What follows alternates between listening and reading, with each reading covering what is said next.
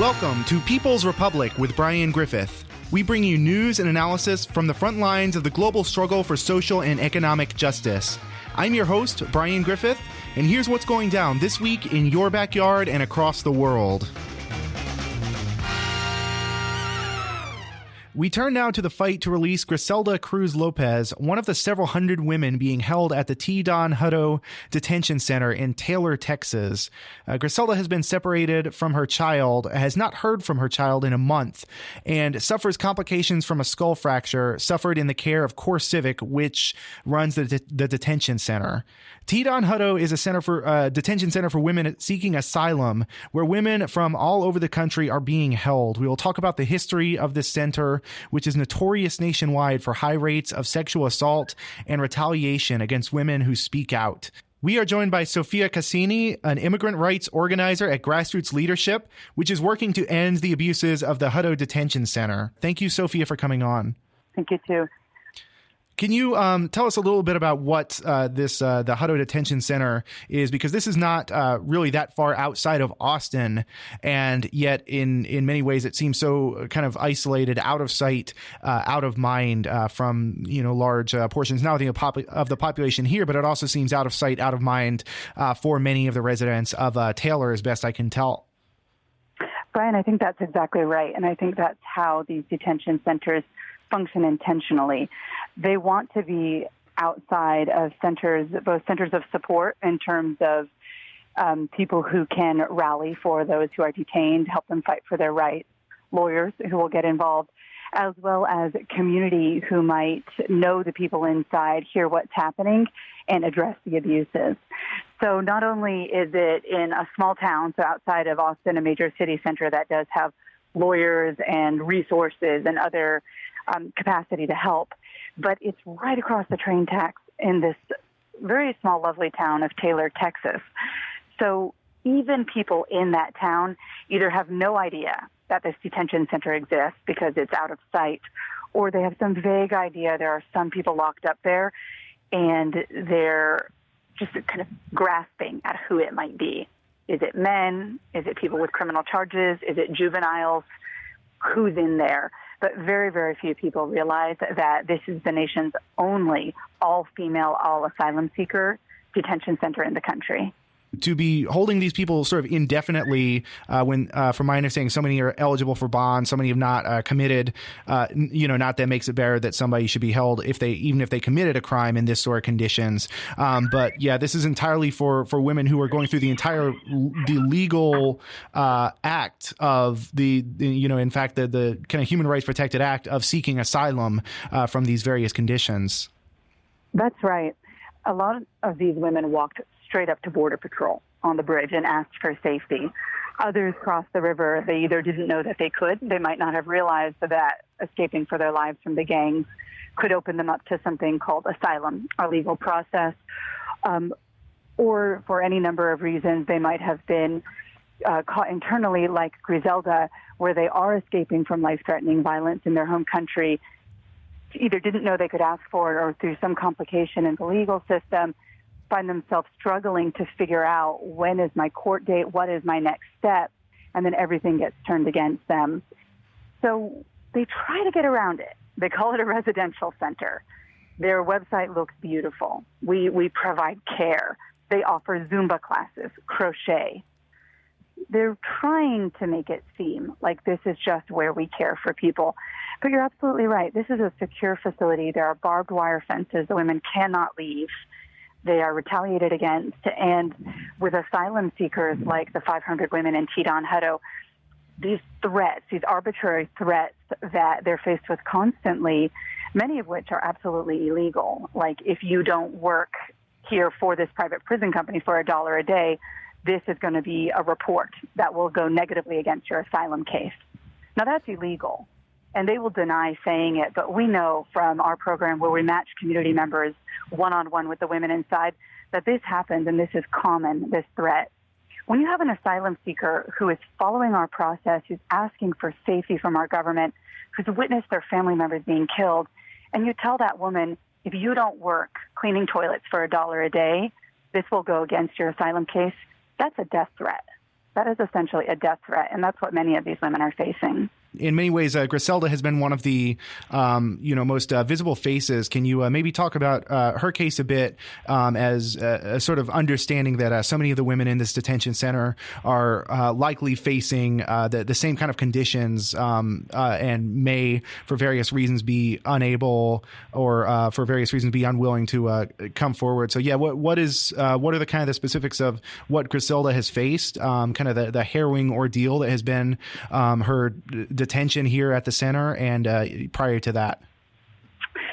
So Griselda's case is one that is just extremely common and concerning, where domestic violence survivors are afraid to call the police because they're afraid of being detained. And they stay with abusers because of this in very dangerous situations. Or, as Griselda did, they eventually leave those abusive relationships, but they're doing it at threat. Griselda's ex-partner, who was extremely violent, threatened her all along. If she left him, he would call immigration. And he knew that she was an asylum seeker who was trying to figure out her legal process.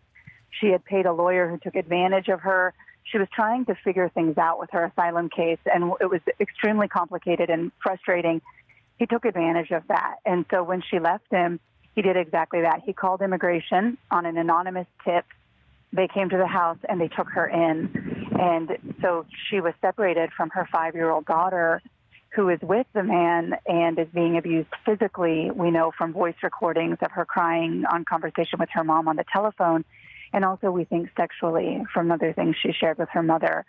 And so this is the reason we have categories like UV server victims of crime, Violence Against Women's Act, because we know that this happens.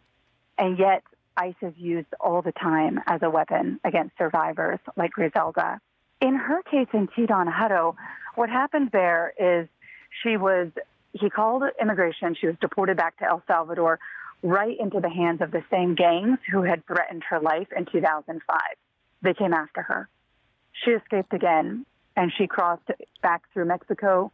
She was kidnapped by yet another gang in Mexico. So Mexico was not safe. It was not a safe place she could ask for asylum. She escaped, crossed the border back into our country, and ended up in Hutto.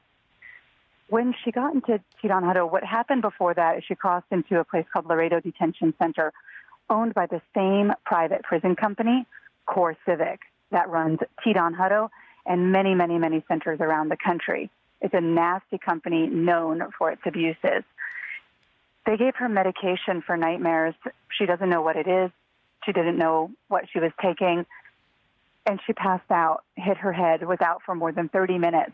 And ever since then, this is over 8 months ago, she's had excruciating pain, swelling in her head, throbbing, and just has been unable to get the medical care she needs. They yell at her, the doctors inside. When she's taken to off-site specialists who give her a treatment plan, they don't adhere at all to the treatment plan, and they tell her that they think it's psychosomatic, it's in her head, and that it's not at all related to the fall she took on their property at the hands of their medicine and their doctors. So they're trying to shirk responsibility, and they're also trying to save money. They don't want to give her the medical care she needs. At Hutto, as with so many other of these for-profit detention centers, essentially act like, again, I'd use the term prison interchangeably because this seems very much like a prison scenario. Obviously, I think that's right. It's technically a detention center. We want to be technical there, but we can look at it and see what it is. Where we're seeing a lot of prisons that get paid a certain number of dollars per day per person being detained, and therefore have that profit incentive to provide the least amount of care. Like this is the entire business model, to provide the least amount of care, the least amount of food, the least quality of well-being for the greatest possible number of people. That's right. That's right. And when you use the word prison, I think you're right on it. And that's the word used by the women inside and the women when they get released, because it is a prison. And it's the exact same private prison companies that are running our criminal system who are running the detention system. And it's the same intentionally locking up black and brown bodies and trying to profit off of people. So the detention system has expanded greatly in the last 30 years. Whereas before, the vast majority of people would be released to their family or very close friends who are willing and able to sign all the legal paperwork saying that they'll care for them while they go through their legal process. There wasn't a problem with this system in terms of people showing up to their court cases. There wasn't a major issue that needed addressing. What the issue was is the private prison company realized that detention is a cash cow, and they could make a lot of money off of it.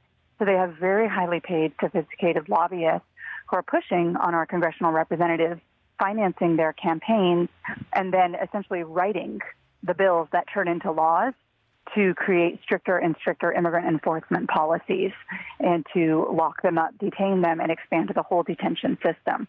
That's what you have going on. And it's prison rules. You know, if a woman there is crying and needs a hug, and these women, they are trauma survivors. They have been through a lot. It is against the rules for them to have a hug from a friend. They'll get a sanction. This is what we're looking at. And when you're talking about the negligent care, absolutely. Last year we had 2 women who almost died of diabetes, one a 19-year-old girl, the other a grandma, negligent medical care. The 19-year-old ended up signing her own voluntary deportation. She said she's terrified of the gangs who are trying to kill her in El Salvador, but she was more scared to die in Tidon Hutto than she was to go back there and face that. And so that is what we look at. We see women throwing up blood and being told to take an ibuprofen and drink water. We see women who have major issues that could impact their fertility, and they're too afraid even to ask for more medical help because they don't want it to go against them. They're very much held hostage at the mercy of these companies and of immigration. Even among kind of the notorious detention centers throughout the country, Tidon Hutto has made a name for itself nationally as having some of the highest rates of sexual assault as well. Can you maybe... I belong to a number of national groups that monitor conditions in detention centers and fight for the rights of the people detained and fight for really change of the entire detention system. And when you say Tidon Hutto, people just go, oh, that nasty place. They know. And that's not to say that there aren't major problems around the country detention centers. There are medical sexual assault as well. But a 2018 report that was put out by The Intercept named many cases of sexual assault around the country in detention. And Tidon Hutto was named more than any other detention center in that report. Just over and over and over again, a long history of abuse, and abuse with complete impunity. So what we saw with a woman, Laura Monterosa, she came forward in our program to one of our community members last year, and she shared that she was being assaulted by one of the guards. That took a lot. It took a lot of courage for her to share that. And what happened, instead of launching a real investigation into that guard and helping this woman seek safety and justice, they retaliated against her. They put her in solitary confinement. She was suicidal. They left pills in her room. They told her if she didn't recant her story of abuse, she would remain in solitary indefinitely. And then they barred some of our staff from entering the facility and trying to help her. So just an example, in the case of Laura, I think what's so powerful as we talk about all the negative of these detention centers is that more and more community are starting to realize exactly what's happening, and they're coming to stand beside people detained and work together to fight for dignity and justice. So many community members started visiting Laura, helping her lift her own story. We connected her to press so she could speak directly to the New York Times, to other outlets around the country. And we launched a major national public campaign with congressional involvement and community kind of power. And at the end, we won that campaign. With Laura, she was finally released. So, yes, I think that there's a lot going on, and I also think there's a lot of power when the community pushes against immigration and pushes against these private prison companies and doesn't allow them to just act with impunity. It really holds them accountable to what's happening. As with the rise of so many of these other detention centers, these are designed to be in isolated areas, and they're designed to have as little input or interaction with the community as possible. So the more that the community can stay involved in this, really, the better. I think people want to know, since we're close to the midterms, people want to see what actually works politically to get us the sort of gains we need. And one of the things I always stress is that voting is clearly not enough. Whether or not you choose to participate in the electoral process, we need something, I believe, stronger than that. And so one of the things that I have been inspired to see with this campaign, with the campaign to end the abuses at T-Don Hutto, is that many of the people that I have seen involved in this campaign were not your typical what you would expect out of organizers. Like, a lot of them were not from the from kind of coming in from Austin. Some people came in from Austin at the latest kind of meeting with this, but so many were also in from the community of Taylor itself. They were, even some kind of like older white church going women, sort of people you would normally associate with a different side of the quote unquote political spectrum, are now seeing this sort of thing and now saying this is not who we are. This does not stand for us. And I think it's important that we, it seems like to me, engage with everybody and really engage with sort of the entire community and reach out and point out these human rights abuses and then try and see what sort of organization we can do, because I think it's so important to keep the pressure on from the community. I think that to me is how change gets made. Yes. And I think it comes from the community. It comes from the community both acting on their own. So you do the door knocking, you have the conversation, then people say, wait a minute, what is happening? And this is not in alignment with my community values, and it's not in alignment with my family values or with what I think should be taking place. So those are the first step. And then those people go door knocking and sharing it with their neighbors. So it's building on that. I think there's also something really important when you're talking about how you engage with those elected officials after voting. And this is something I often see missed. So the conversation really focuses on voting and getting that right candidate in. And that is huge. We all can see the difference when you have somebody who shares your values or who shares the bottom line, and the bottom line being humans first, and doesn't. But I think there's also, even with people who, you do get that person elected, that person who you think is going to represent you and the one you think is in alignment. And then what happens when they're in their seat? Is it enough for them to make general statements saying that they don't support this abuse or they don't support? Is that enough? Or is there more power that they can leverage if they're pushed hard enough? And at what kind of political capital is that going to take? So this is where I see a lot of congressional representatives and others often falling short, where they're in alignment. They're in alignment politically, morally, value-wise. They talk the talk, and they are acting. But there's more that they can do, and there's more that they can do if they stand out much, much stronger. So often they will fall short, for example, of actually visiting the women detained. They'll fall short of doing press conferences around these abuses. They'll fall short of ways where they could absolutely amplify and raise what's happening. And they're making decisions, but I think we as a community have to hold them accountable and say, we understand you're making decisions, and you should also hold this when you're making that decision, that if you don't do absolutely everything in your power, and it's a lot more than what you say you can do, we're going to take note of that too. And so I have seen that, and I've seen that in a lot of our campaigns, is that when we as community demand more from our representatives, they step up. And so we're seeing that with the Taylor City Council. We saw that with congressmen that worked on behalf of Lauda's case, and I hope we'll continue to see it, and I hope the community will continue to demand what they want to see and not let it fall short of that. There have been several powerful kind of prongs to this campaign, for justice for these women. There's been the door knocking. There's been this attempt to sign the petition. I know you had gotten Williamson County to finally agree to cancel its contract with the T-Don Hutto Detention Center. And, now I understand there's kind of a couple new pushes. And I know you also all during this time also have the visitation programs going on so that people can remain in contact with the people inside the Hutto Detention Center. So where do you see this going? What does the fight require now, and what are your kind of expectations for where this goes from here?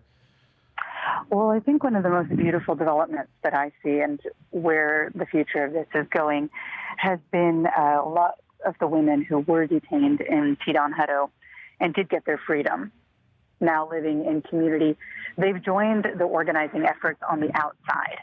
So there's always been the model of standing by their side to organize within, but now they are fighting just as hard for the freedom of the women who remain detained. Laura Monterosa, she's part of an organizing group of other women, many of who faced the same thing and didn't feel safe enough ever to share that either internally or publicly. And now that they're free, they can speak. And so these women are extremely powerful. They're extremely dedicated, and they know, they get it. They can give you absolute, on point intel. So I think that's beautiful, and I think that much of the future of these campaigns is relying heavily on the expertise of people who have been through it, those impacted, those who have been detained, and letting them lead in a lot of the community approach, in the framing, and as well as speaking their truth to city council, to pastors, to people in the community, and not letting anybody, make it a he said, she said. It is not he said, she said. This is exactly what has happened to these women. So I think that's very powerful. And the other place that we're going with the campaign, as you said, this was the first time actually in the history of the country where a county cut their contract with an existing detention facility. And this is Williamson County. This is an extremely conservative county. That commissioner's court was 4 Republican, 1 Democrat. So this went across political party lines and became very much a combination of moral stance combined with liability. And we relied heavily on other groups who are fighting their own fight around the country who have sued their counties for liability on these abuses, brought it forward, got them to cut the contract. And where we are now is we're at the city of Taylor level. We think that there's a lot that they can do to hold this private prison company accountable for things that are against city code. Do they have their fire permits up to code? What about their food handler's license? What about their permitting? Things that are what due diligence for any company that they have been basically getting a pass. And so where the city council can just enforce regulations already on the books, let's move forward in that direction and let them scramble to try to get a new contract and figure out what their next move is going to be. Because the truth is we don't know. Immigration does so much funny business. We're working with lawyers around the country to try to figure out what legal loophole they might exploit. And we have some ideas, and we're trying to take one step ahead of them. But it is quite unknown what they'll come back with in January. So we're just trying to be prepared and trying to be ready.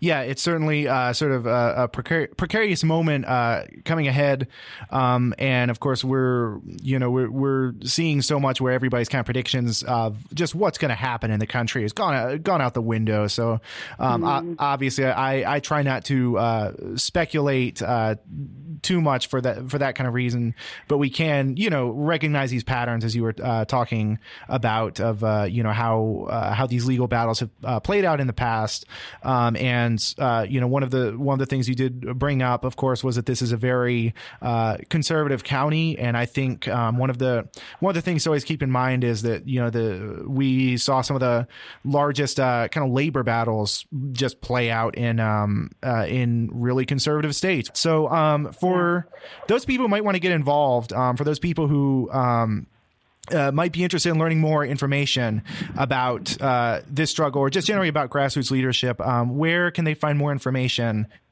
To get involved with grassroots leadership, the best ways are definitely going to be checking out the events that we are posting on our website and our Facebook page. And those events are alluding to the training for that visitation program you're talking about, where we train community members to go inside these detention centers, monitor human rights, and fight alongside the people detained. We also have a coalition. It's the Shut Down Hutto Coalition that meets monthly. Everyone is welcome. Taylor community members, Austinites, anyone, anywhere who feels like they have something to contribute. It's an open space. If you want to fight directly for people, there's so much that can be done, even from signing petitions and calling in. And I know it's not always sexy, and I know people really question if it works, but I can tell you it does because I have seen it. When we mount pressure and we push through call-ins, through campaigns, I have seen them release people. I have seen the power of that. So to get engaged with that, go to our website, sign up for it. We don't send out that many notices, but when we do, they're powerful. They tend to be these release campaigns for Griselda, that mother, for sexual assault survivors, for others struggling, hunger strike leaders, struggling detained. And we do calls to action. And I think, as you alluded, grassroots leadership is very strategic. So we know that people have limited energy and are feeling very pulled in many directions and then sometimes very hopeless.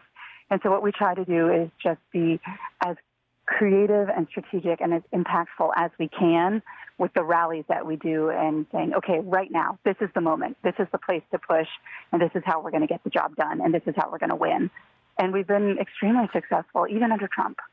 Even this year, I think it's frustrating, it's hard, and still there's victories. We're seeing a lot of victories at the local level because community is rallying against all that's happening and resisting. So absolutely, you can find most of it on our Facebook page. You can find Griselda's petition.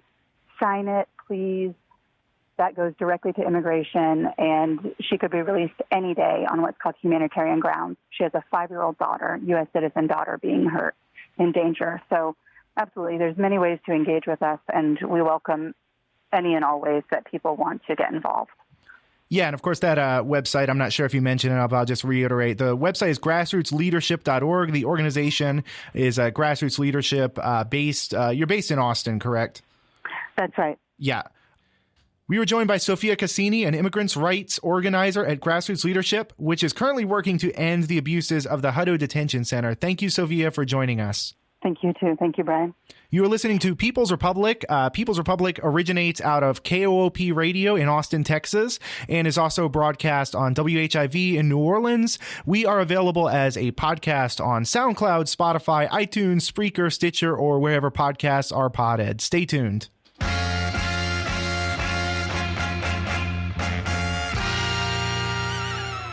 The far-right candidate Bolsonaro has just surged to victory in Brazil, now putting the future of the Amazon in jeopardy and certainly spelling grave danger for Black and indigenous Brazilians. Meanwhile, a rash of far-right hate crimes has once again plagued the U.S., as well as we're also going to talk about the Trump militarization of the border. What can be done? What can we expect out of a right-wing dominated Brazil? And what can the left do to better prepare itself for what seems to be a continuing global far-right onslaught? So joining us to talk about this are Jackie and Abdus Lukman, the co-hosts of Lukman Nation. Thank you both for coming on. Oh, it's a pleasure. Thank you. Let's start, first of all, with the Brazil thing, though, with Bolsonaro and just, the guy is basically just an open fascist, right? I feel like that term is bandied about, is sort of thrown around so much for people like Trump. And they're these sort of proto-fascist figures that have all the sort of characteristics of fascist figures. But Bolsonaro, I believe, is sort of openly said as much that, Pinochet should have gone farther, et cetera, et cetera. So there's like no, this is, if Trump was the mask ripped off what neoliberalism is, I feel like this is just the mask ripped off of that to reveal, actually there is fascism underneath. How do you feel about Bolsonaro and what that is? The whole rise of Bolsonaro in Brazil really speaks to the whole global push of the rise of the fascist alt-right. And I think it speaks to the failure on the left to take the alt-right seriously when it first began to express itself publicly, right? Like in some countries, there's always been like the fringes of what was left of the Nazi movement, of fascist movements, especially, we always automatically think of Germany. And they've always had an issue with neo-Nazis and, small pockets of fascists trying to resurrect the Reich.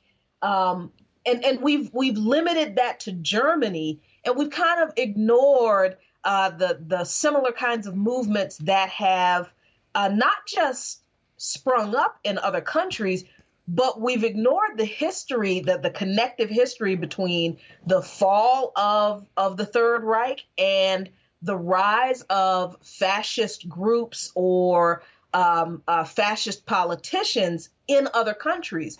Because what's true is that not all Nazis were captured and imprisoned or executed after the war. A lot of them escaped, and a lot of them went to countries like Brazil. So those people continued their pursuit of power, but in really quiet ways.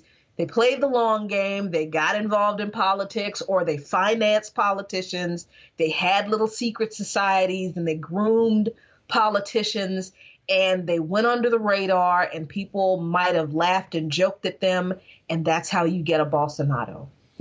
How much of this, this like failure of kind of the left to envision a better future is possibly, how much of that kind of plays into this kind of rise of the far right? Because I feel like so much of the left right now is contracting right now, and it's kind of political vision of we need to protect the gains we have at any cost. We need to protect this kind of a tepid social democracy, when really I think what the working class needs, what will really inspire people in so many ways, is to in fact expand what we believe to be possible, to actually have a vision, a platform, a something there that is a better world other than what we just have to defend. We just have to win this election cycle over and over and over again.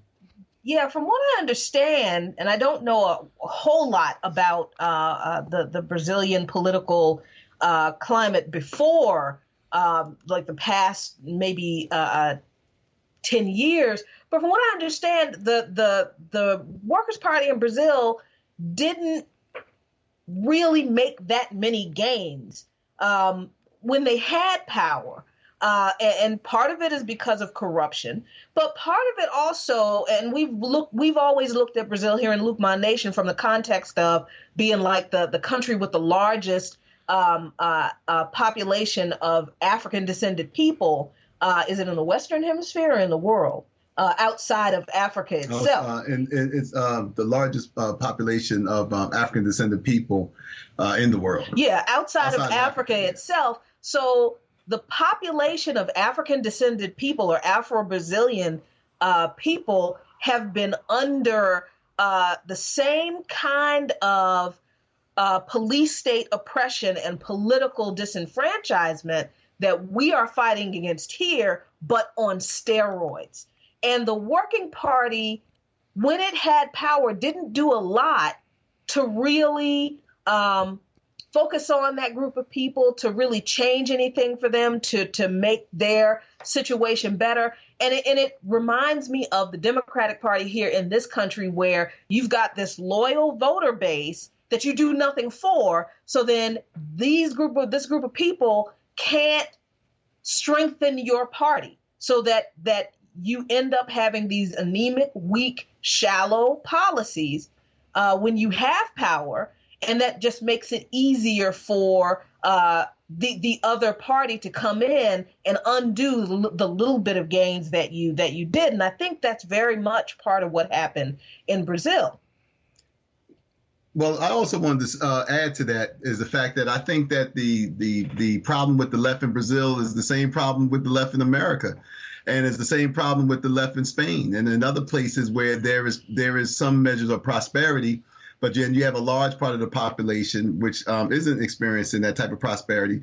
I think that in segregated societies like Brazil, segregated societies like the United States, and when you have a liberal left that is basically ran by elites that don't reach out to those who are way below the margins economically.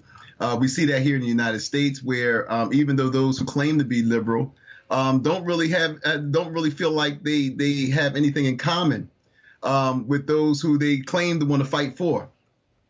There's definitely not really a major effort to reach out to those people. And we see the same thing. I see the same thing in Brazil. I think the reason why fascism has basically gained such a hold in Brazil, not only because of its history, and we know, as Jackie has stated earlier, that the history of fascism in Brazil goes back where the Nazi sympathizers even had slaves on at certain parts. So that runs deep. And we also understand that all of these movements are economic in nature.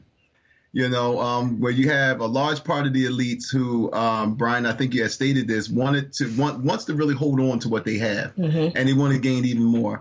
And so a lot of this is expressed in the fact. I mean, I was just reading what this guy, the new Brazilian president, Bolsonaro. I mean, some of the things he said. I mean, he wants criminals to be summarily shot rather than face trial. He called indigenous people parasites. I mean, and he talked about eugenically devising forms of birth control. And he warned about the danger posed by refugees from Haiti, Africa, and the Middle East, calling them the scum of humanity. Now, that's very, very harsh language. But it's also what we heard here, not maybe in those terms, but it's also what we heard here. So I think that the failure of the left to confront these things is the fact that the left hasn't successfully galvanized it's what I should say its army, which includes a lot of dark, black, poor people, which a lot of these left movements are really ran by white liberals, right? Who still fail to reach out and organize with the black and brown people in these areas. Yeah, I think really that says so much. That really it's an absolute domination of that, kind of capitalist class that I don't think is in many ways, trying to draw that distinction between the left and liberalism when there's so much kind of overlap of kind of ideologies as people sort of go from this more wishy-washy liberalism to an actual leftism. And I think we're seeing that start to emerge here in the U.S. to some degree of people really having to define where it is they are. Like, people are getting there. People are certainly more conscious overall now in 2018 than during the kind of 2016 or even going back to 2014 elections. But I think there's so much lacking in kind of American left movements, and at the same time we've seen kind of the normalization of Trumpism that has gone from an anomaly to essentially the kind of only game in town that can win for that for kind of rightist conservative movements as the center falls apart. And I just wonder, looking at elections here, I don't see, this may seem like a hard pivot, but I don't think it is, because we're talking about the rise of the far right in two countries here. I don't see where there's an American, at least not this electoral left, in place at the moment, given kind of the infrastructure of the Democratic Party. I don't see it really being this blue wave. I don't see, I think in a lot of these races that people think are going to be so progressive, I think these kind of like pseudo progressive candidates are just going to get steamrolled, because I feel like some of them, some of them have drifted more toward the left on, or more toward like, broad popular policies on healthcare or whatnot. But there's not, even within the kind of the so-called democratic socialist movement, I don't see where the strong kind of vision for society beyond, simply getting people healthcare is. And and there's certainly not that kind of we're not talking about things in terms of like racial liberation yet, or in terms of trans liberation yet. And I think that's where that's going to have to go. I think, instead of this kind of contracting of the political vision, and instead of these kind of like half measures between what used to be the kind of neoliberal center, which is completely collapsed at this point, but has sort of like tried to co-opt these movements. I think that, the kind of Bernie Sanders wing or whatnot. But I don't think it's going to convince people. I don't think, between that and the kind of voter suppression efforts, mostly led by Republicans, but that the Democrats have refused to kind of fight against, I don't see a blue wave happening. And I think the left still has so much to learn about how, how this kind of class struggle plays out for so many people who are just now recognizing class. They need to kind of see beyond class and into how these organizing structures really look. Yeah, I mean, I think that's exactly right. I mean, I think in the upcoming midterms, as far as how it's going to play out, I mean, obviously the GOP is going to hold the Senate. They're not going to lose I don't think they're going to lose too many seats. But they might lose one or two, but they're not going to lose enough to lose control of the Senate. I do think the Democrats will regain control of the House, but there are two races that are so close that shouldn't be. And it's precisely because of the things we're talking about. I mean, we have two just flat out, well, not just two, but particularly in Georgia and in Florida, two just flat out racists who are running for governor, who honestly should not be in races as close as they are with their Democratic challengers. But the Democrats' vision for policies that people are supposed to be supporting and excited about aren't that exciting. And these arguments aren't even difficult to make, right? Like it's not difficult to make the argument that if we make sure the least in this society, regardless of who you think the least are, but let's be clear, the least in this society are Black people and historically have been. If we make sure the least in this society have not just equality of opportunity, but are made whole economically, and as far as everything else that has been disenfranchised of them, then you win too. And this is how. These are not difficult arguments to make, but the Democrats won't make them because they don't want to turn off white voters who they know are racists. And they just want these people's votes. They don't want to actually address the problem. They really just want to win the next election. So even if the Democrats gain the House, as far as actually moving this society toward more left policies, the Democrats aren't going to be the ones to do it.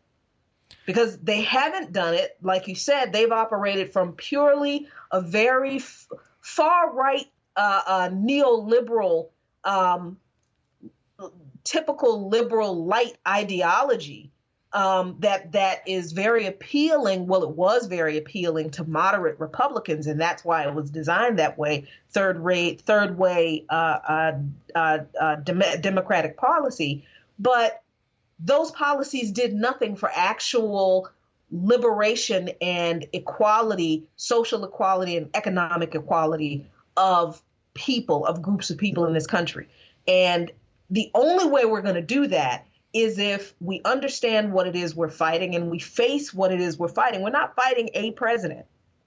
We're not supporting a political party. We're not opposing a political party. We're fighting a system of white supremacy, neoliberalism, and oppression that has global implications. So we can't just look at what Trump is doing in this country. We can't just look at domestic policy. We have to see how it all connects. And that's very daunting for a lot of people. That's almost frightening for a lot of people. And I completely understand that, but people really need to, and those of us who are on the left outside of the Democratic Party, that's why we're so insistent, because we understand that people just need to put their big pants on and just get in there and fight, because there is no time left. This election in Brazil, if that does not prove to people how little time we have left to fight this rising tide of fascism, I don't know what else will. Maybe in a couple of years, Germany falling to the same fate, because that's where Steve Bannon's going next. Yeah, I absolutely agree. We just heard the other day that Merkel will be stepping down in a few years. And at that point, the Merkel kind of coalition in Germany, of course, has been on the fritz for a while. It's been kind of breaking down for a while. And yeah, it looks like the sort of the surging force there is going to be the so-called Alternative for Deutschland, which is another, far right, essentially white supremacist party. So, it's definitely I more and more people need to think of what sort of like vision what sort of vision we need to have that can kind of counter this, because I find one of the most absolutely disgusting, shameful takes that's come out of the couple of white supremacist attacks, the shooting up of the synagogue, and I believe there was a Kroger shooting as well, where essentially I believe black people were essentially targeted at random. And so there have been these white supremacist hate crimes, and one of the most shameful takes on this that I have seen is that the people using "this is why we need to vote, our lives are at stake," and I can't. It's like, I mean, I think we've been, Abdus and I have been watching the news over the past couple of days, and while we are sympathetic to people's horror, right, and I don't want to dismiss people's horror, because these are horrible things. At the same time, we've always said, but this has been our existence in this country since we've existed in this country. And we've been trying to tell you this, but you've ignored us. So now it's happening like to you. You're seeing it all the time. But people are still like, oh my God, how could this happen? We need to vote to stop these things. Black people have been voting since we've pretty much had the right to vote.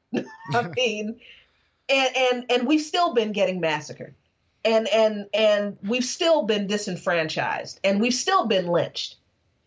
So we're not discounting the need to vote. What we're saying is that these people who are focusing on voting as the answer to the system of white supremacy clearly don't understand white supremacy. Yeah, I can't imagine. Go ahead. No, I was just saying that, I mean, nothing's really changed here. I think, we have the 24-hour news cycle. So we're much, we're a lot more quicker about these type of events than probably before. But I think that social media is actually serving the role that television has served on the civil rights movement. When black people were being brutalized down south, and it was the TV cameras that basically exposed this stuff to not only other Americans, but to the rest of the world, and basically kind of forced the country to deal with it on some level. I think that social media is playing the same role, except like we got to look at the similarities too between the two. In the South, you had this brazen racial attacks under the cover of political protection. So you had the mayors, you had everybody else who was in positions of authority, basically turning a blind eye to it and actually fueling the fire through their rhetoric of inflaming racist passions within a segment of the population. And we see that happening today.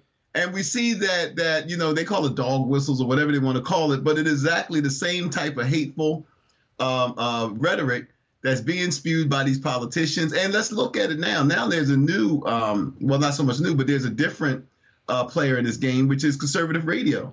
True. That is, people are constantly listening to all the time, which is also inflaming the same racialized, homophobic, xenophobic, racist passions in these people. And some folks could, listen to it and, but now, you got people who are going up and committing violence. And then you got it all the way down at the other end of the spectrum where a woman said that she had to just let off steam by leaving a racist note. All of it still is under terrorism, in my view, whether it's at the point of a gun or that you just won't leave folks alone. You feel like you have to put a letter there to let them know how you feel about them, your racism. How much you hate them. Yeah, how much you hate them. So, but I think your earlier question about the left and why it seems that the left have a hard time, because I agree with you, Brian. I don't think that there's going to be this blue wave that everyone's talking about. I think that the country is polarized so much that I don't see really a blue wave. But I also think that the failure of the left to really be an effective force against these things has a lot to do with the message.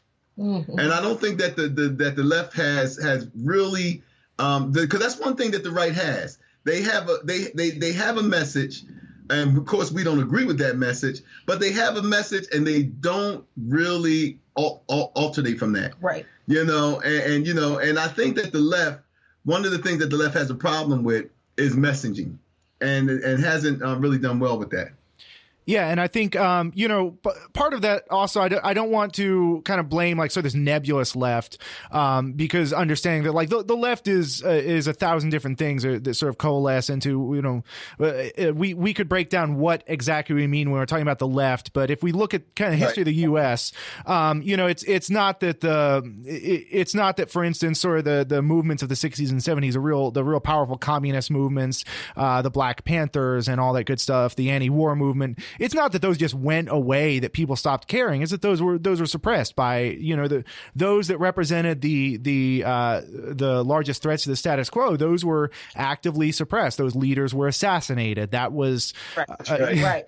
So like understanding that a lot of what we're left with the left is or at least was for many decades, the people who could kind of stay within these institutional powers without, bumping up against anyone too much, with the kind of Chomsky type academic leftist for whom the entire thing's just like an intellectual exercise.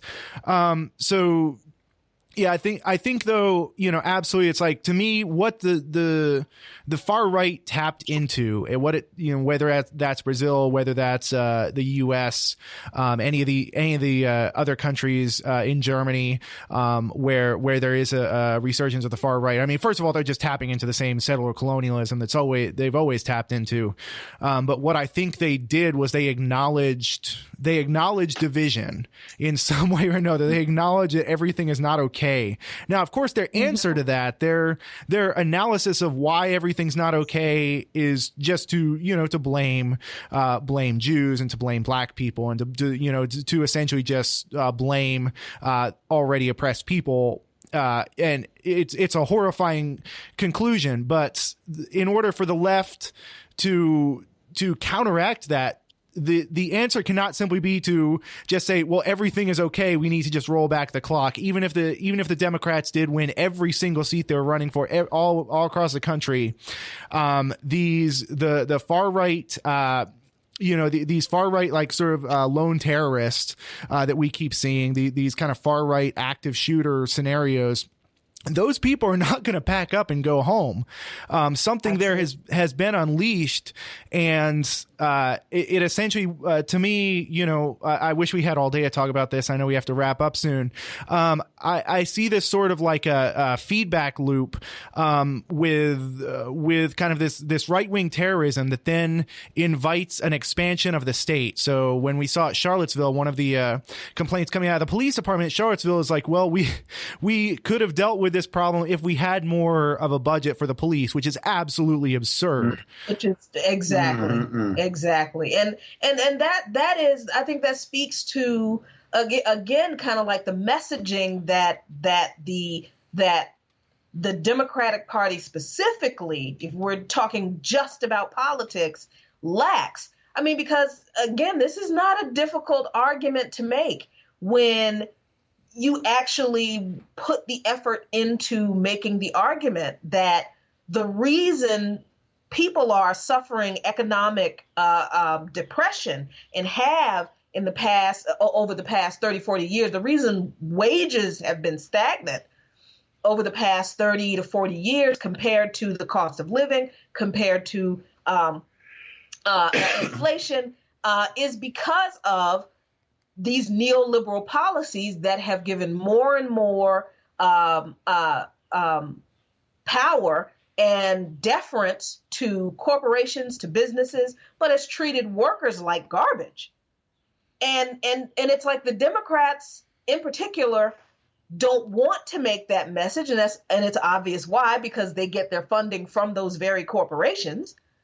But then, there are also what's left of kind of the left outside of the Democratic Party. It's like even some on the so-called true left, I guess, aren't really good at making that argument either, because I think there is not a complete or universal understanding of neoliberalism, what it's done. And then there are still these kind of silos. And we see this in the anti-war movement in particular, where, you have people who are anti-war, who are anti-imperialist, but they're also very, very focused on making people take pledges of nonviolence.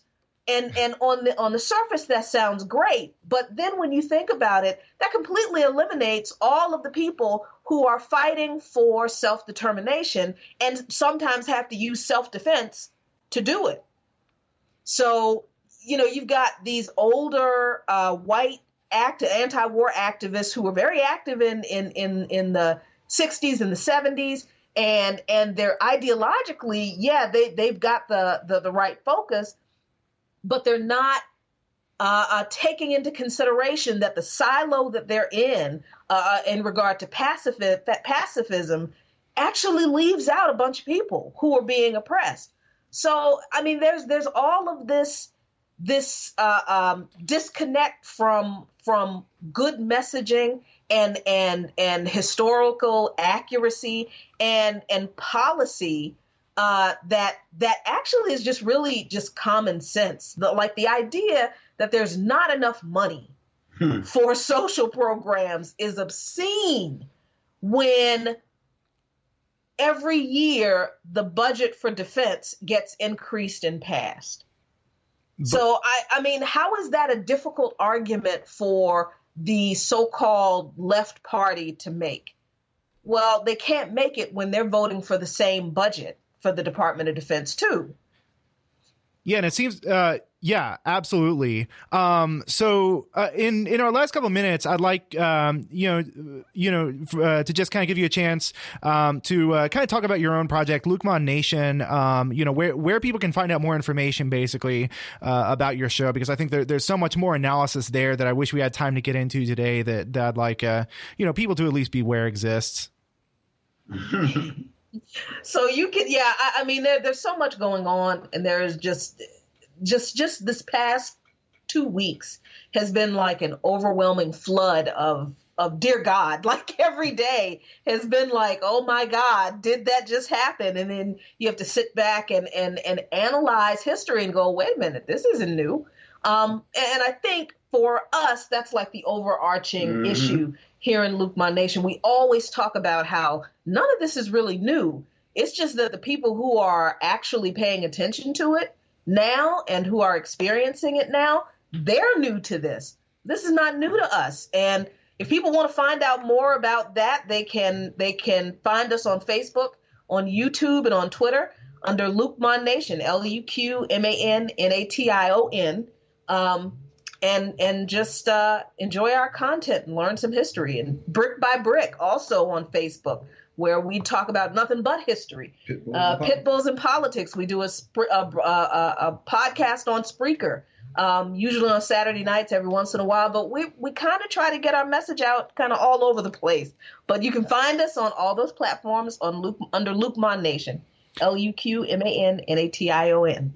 Awesome. Yeah. Thank you very much. I know you have to take off, and we're going to go ahead and wrap up. We've been talking with Jackie and Abdus Lukman, the co-hosts of Lukman Nation, about the kind of rise of the far right. Yeah, especially the kind of events of the past couple of weeks, such as the rise of the far right in Brazil with the election of Bolsonaro. Thank you both very much for coming on. Oh, thank you for inviting so us. Much. That's all we have for this week. You've been listening to People's Republic with Brian Griffith. You can find our show on SoundCloud, iTunes, and Stitcher by typing in People's Republic. Or you can follow us on Facebook and Twitter at People's Radio ATX for more news and analysis. Thank you for listening as we report on the global struggle for social and economic justice. We are out of here.